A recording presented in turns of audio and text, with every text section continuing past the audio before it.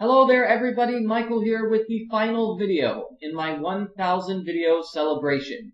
Throughout this series I've been answering a lot of questions, 100 questions in total, and today I'm going to finish with the last 10 questions.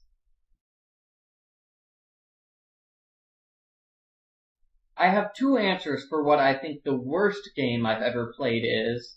If I had to talk about gameplay, then it would probably be one of the hidden object games I've played, such as Mysteryville or The Lost Adventures of Sherlock Holmes. There are some hidden object games which I really enjoy, but those games were just really painful, and I basically stopped after the first or second level of the game because I couldn't stand to play anymore. Generally, when people are talking about the worst game ever, they're talking about a series. So they'll talk about a bad game in a very successful series, such as Legend of Zelda Wind Waker or Metroid Other M. I think if I had to pick the worst game ever along those lines, then I would pick one of the 2D Final Fantasy games, such as Final Fantasy VI. For some reason, I just really dislike that game. It's just 50 hours, well maybe not 50 hours, but it's like 40 hours of random battle after random battle after random battle, and the plot is completely confusing, it makes no sense, and if it's not confusing, it's completely predictable. It's just not a very friendly game to first-timers. I imagine if you have played this game multiple times, you get an idea of who the characters are and what the plot is, and it actually makes sense. But when I played through the game the first time, I had no idea what was going on. It was just random battle, random battle, random battle. Oh, all my characters died again. Looks like you have to start over. I just had no fun playing Final Fantasy VI.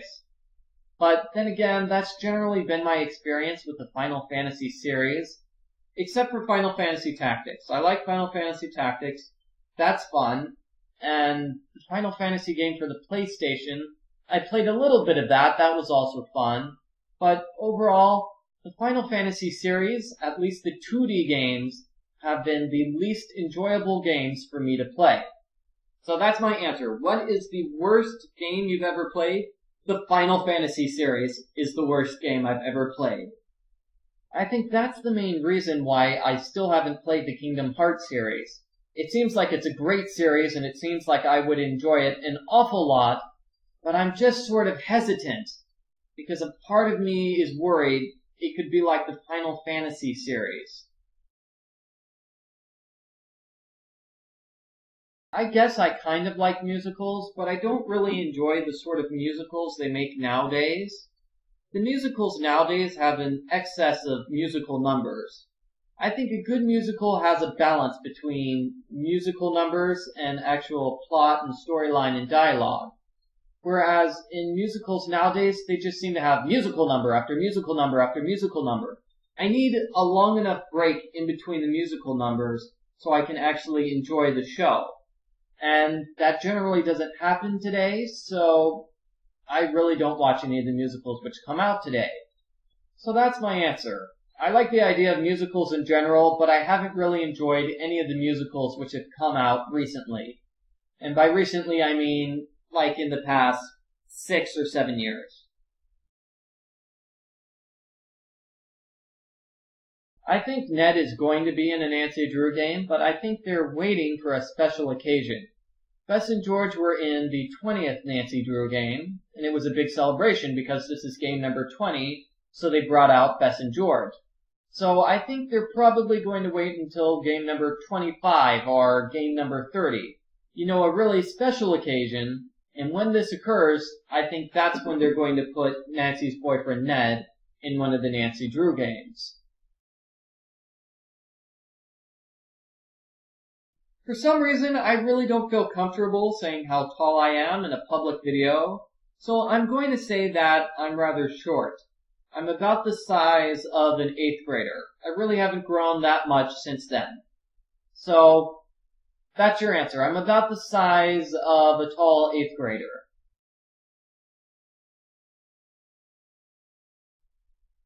What? I'm sorry I don't have an answer to this question, but the backstory to this question is confusing me. Why do I have an elephant, and why do I need to hide it? And who am I hiding the elephant from? I need the answer to those questions before I can decide where this elephant is going to be hidden. I think the pirates would definitely win in a fight against ninjas. That's because pirates are more aggressive than ninjas are.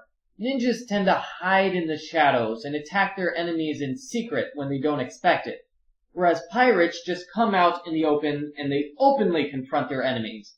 They're not as afraid of being counterattacked as ninjas are, and I think that would really give them an edge in a battle against ninjas. Also, pirates have a lot more endurance than ninjas do. Pirate battles generally go on for half an hour, 45 minutes. Ninja battles tend to go on for 5 to 10 minutes maximum. So if there was a battle between pirates and ninjas, the longer the battle went on, the more it would favor the pirates. So that's why I'm saying pirates would definitely beat ninjas. Now, if the ninjas are smart, which they definitely are, they would attack the pirates after the pirates have started drinking a lot of rum and they're not at their best. Which would be a smart move on the ninjas' part, but it's also kind of cowardly and sneaky to start a battle when your enemy isn't fighting at 100%. So, the ninjas could possibly win the battle using ninja trickery. However, I think the pirates would win in a fair fight.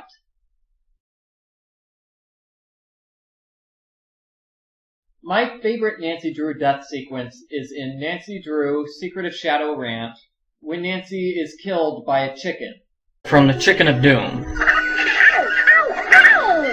Yikes! Maybe I'll come back when she's not in such a foul mood. You know, I just thought it was funny that Nancy can hold her own against an octopus or a shark, but she can't handle a chicken.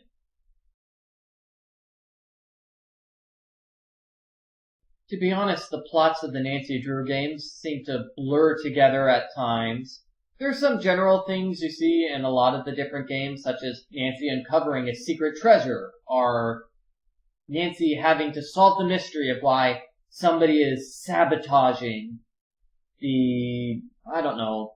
somebody's sabotaging the ranch and Trail of the Twister, or somebody is sabotaging the film sets in Stay Tuned for Danger. There are all sorts of plot lines that you see over and over again, but I think the more recent games have better plots than the older games, simply because the more recent games are longer, so they have more plot to them. Alright everybody, I think it's time for the final 2 questions. I'm going to put them together because they're very similar.